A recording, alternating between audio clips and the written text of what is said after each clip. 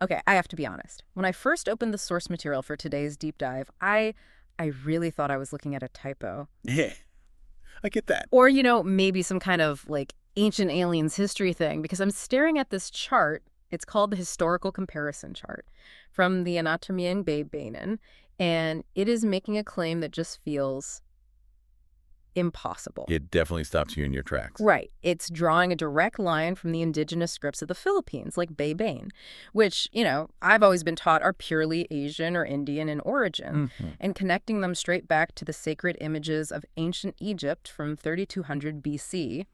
And we aren't talking about vague vibes here. The chart is showing a specific shape-by-shape evolution. It's a massive leap to make. And honestly, that skepticism you felt, that's the right place to start. This is not the standard history book narrative. Not at all. Usually when we analyze writing systems, we look at linguistics, we look at phonetics, how things sound, how grammar works. But this source is asking us to pivot. Yeah. It wants us to look at what it calls visual DNA. Visual DNA, that's the phrase that hooked me. It implies that the letters we use, or the characters ancestors carved into bamboo, have a kind of a biological lineage. Almost, yeah. Like we're doing a paternity test for the alphabet. Exactly. In a way, we are. The mission of this deep dive is to unpack that chart.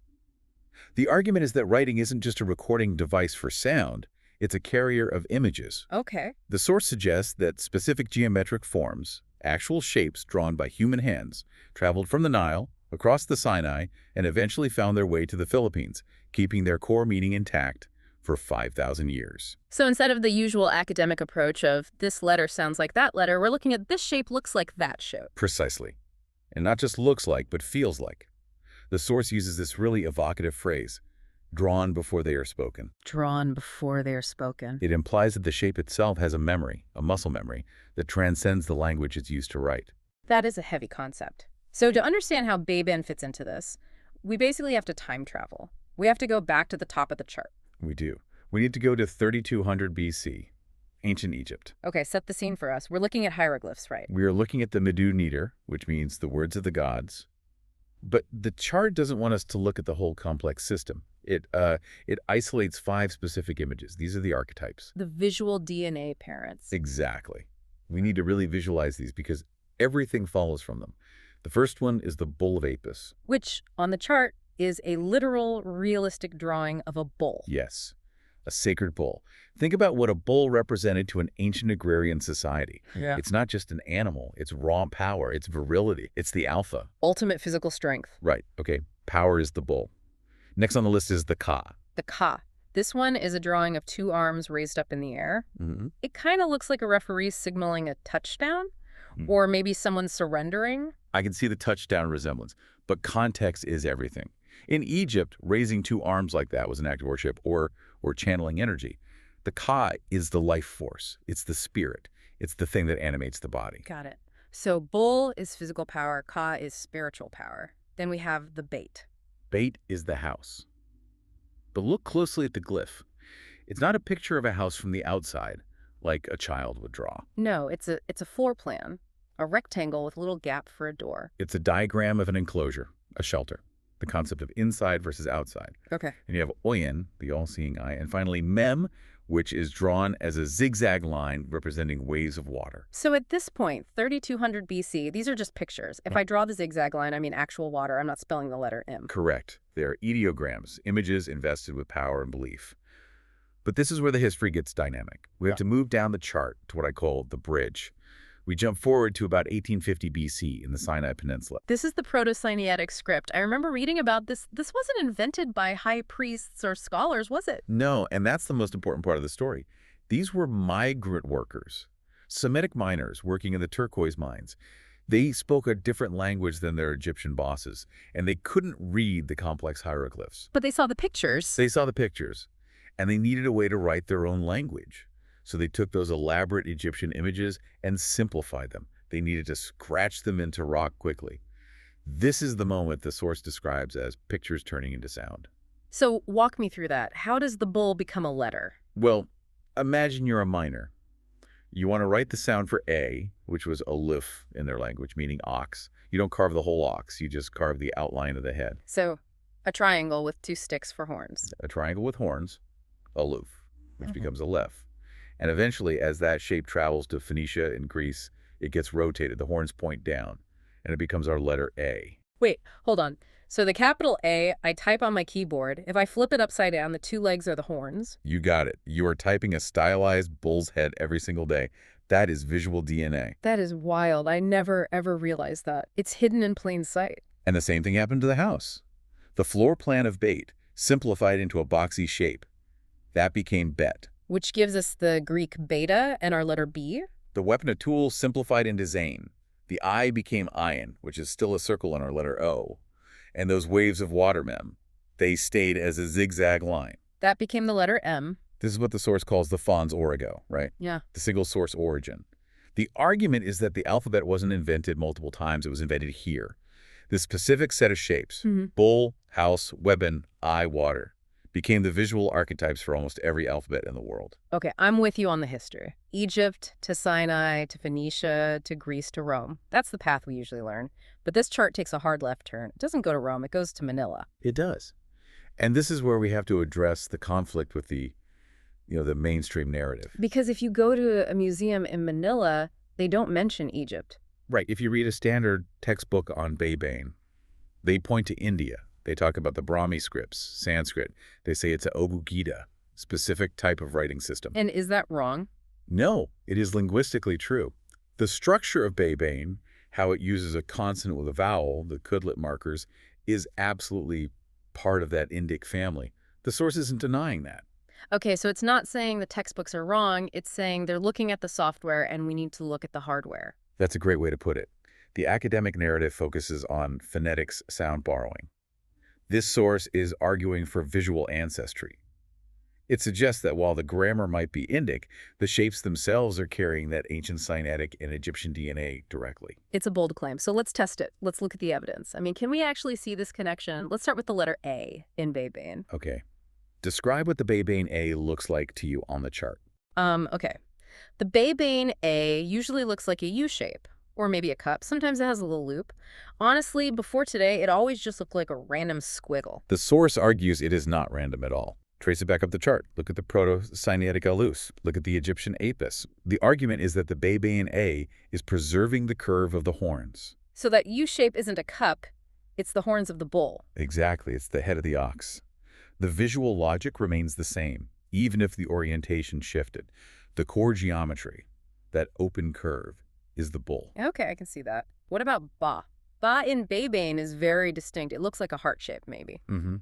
Now think back to the Egyptian Bayt, the house, the floor plan. The enclosure, the rectangle. The source highlights that the Baybayin Ba retains that exact concept. It's a closed loop. It is an architectural frame. And here is where the linguistics actually reinforce the visual argument. What is the word for house in Tagalog or Bisaya? Bahay or Bele. Ba for Bahay. Ba for ballet. The sound and the shape are linked to the original concept of house from Egypt. The source suggests this is not a coincidence. That's actually compelling. It's like the word and the drawing held hands across millennia. Ba is the house, and the letter looks like a house. Right. Now let's look at Ka. In Baybayin, Ka is two parallel lines connected in the middle, like an H or a Roman numeral 2. And in Egypt, the Ka was two raised arms. The source argues that the Baybayin Ka is a geometric abstraction of those arms. It's the symbol of lifting up. And think about the meaning of Ka in Filipino concepts. Kajitingan, heroism, Kabayanahan. Kapwa, that sense of connection. Exactly. It's the symbol of the spirit or the connection between people. The visual form, those two pillars or arms, matches the conceptual meaning. It connects the visual DNA to the chemical DNA. And what about the water, the mem? This one is my favorite because it's so poetic. In the Baybayin system, to change a vowel sound to an E or I, you add a small mark, a kudlit.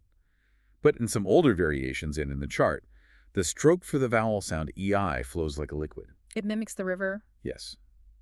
The Egyptian mem is waves. The Proto-Sinaitic is a zigzag. The Baybayin EI stroke often retains that flowing, undulating rhythm. It's amazing to think of it that way. Instead of just memorizing that the squiggle makes an E sound, you're actually drawing the flow of a river. That's the core of the argument.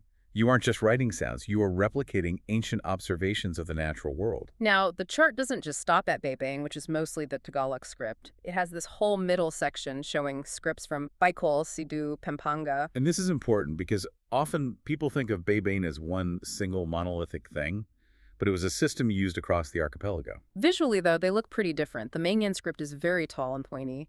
The Pampanga one is super curly. They look distinct stylistically, sure. But the source argues that these are local articulations of one coherent system. Local articulations, so dialects of design. Exactly. Think of it like handwriting. My cursive looks different from your print. Or think about fonts. Times New Roman looks different from Comic Sans. But the underlying skeleton of the A is the same. Right. The source says if you strip away the stylistic flair, the loops of Pampango or the verticality of Mangyan, the skeleton is identical. They are all interpreting those same 5 framework characters: the bowl, the weapon, the house, the eye, and the river. So this challenges the idea that these tribes were totally isolated. It suggests a unified cultural system. Yes, it suggests they were all tapping into the same visual lineage. And here is where we get to the detective part of this deep dive. The Sherlock Holmes moment, I love this part. The Sherlock Holmes moment. Look at the column on the far right of the chart. It's labeled Katangi-Tangi. Which translates to unique or special. The source calls these quiet witnesses. Basically, these are weird characters found in old manuscripts that historians used to just dismiss as mistakes or bad handwriting. Right. Usually in history, if something doesn't fit the pattern, you just say, oh, the scribe messed up. Precisely. We like neat boxes. But this source says, no, those aren't mistakes. Those are clues.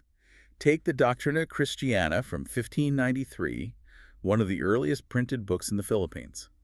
There is a character in there that scholars dismissed as a printing error. What did it look like? The author of the Anatomya analyzed it and realized it is a rotated base form of ulo ng kalaba, the head of the carabao, or the bull. Wait, so the typo actually looked more like the ancient Egyptian bull than the standard letter did. Exactly. That's the aha moment. It's like an evolutionary throwback. Yeah. It matches the visual DNA of the ancient Aleph more closely than the standardized version does. It's like finding a dinosaur bone in your backyard, a living fossil in the text. Or look at the Kalatagan pot. This is an artifact from the 12th to 14th centuries. It has writing on it. There is a Ka symbol on it that stumped people because it looks so crude.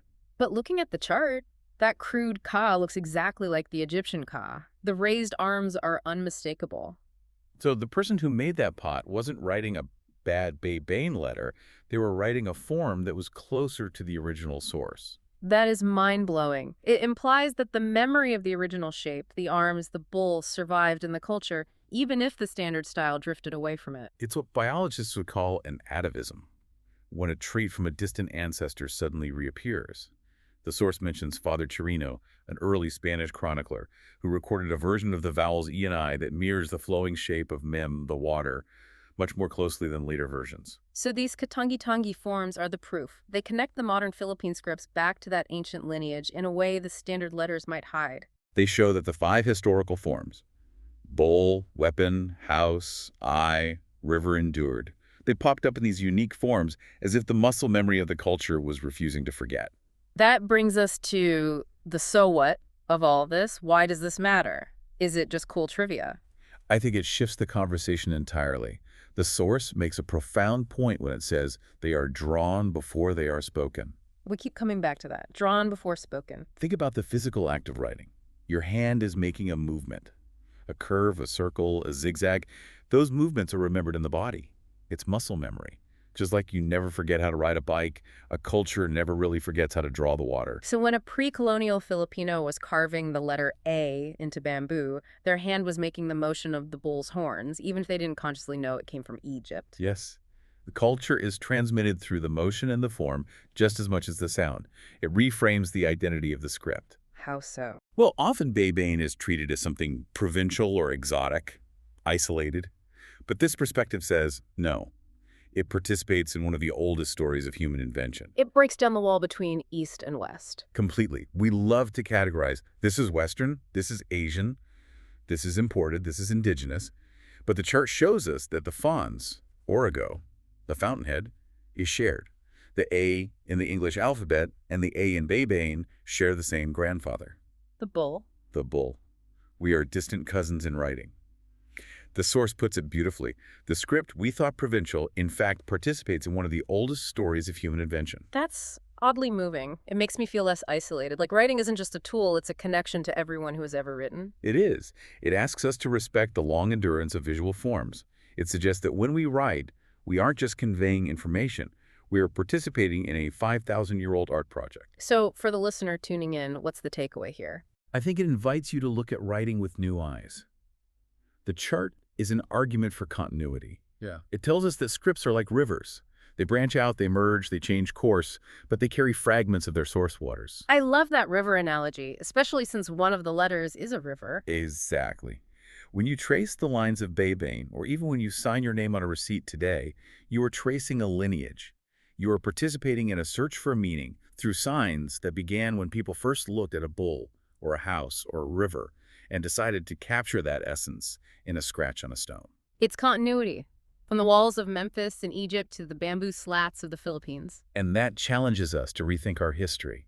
It's not about being purely one thing or another. It's about being part of this grand, flowing human story. Well, I'm definitely never going to look at the letter A or the Baybayin Ka the same way again. It's amazing how a single chart can completely flip your perspective. It shows that sometimes the evidence we need isn't in a new dig, but in looking closer at what we already have. We're just about out of time, but I want to leave you, the listener, with the final challenge from the source material. It's something to just let it simmer in your brain today. It's a provocative thought. If we start looking at writing just as a way to record sound, but as a search for meaning through signs, what other ancient memories are hidden in the shapes we use every day without realizing it? What else are we drawing that we have forgotten the meaning of? Exactly. Thanks for diving deep with us today. A pleasure to explore the visual DNA with you. Catch you on the next deep dive.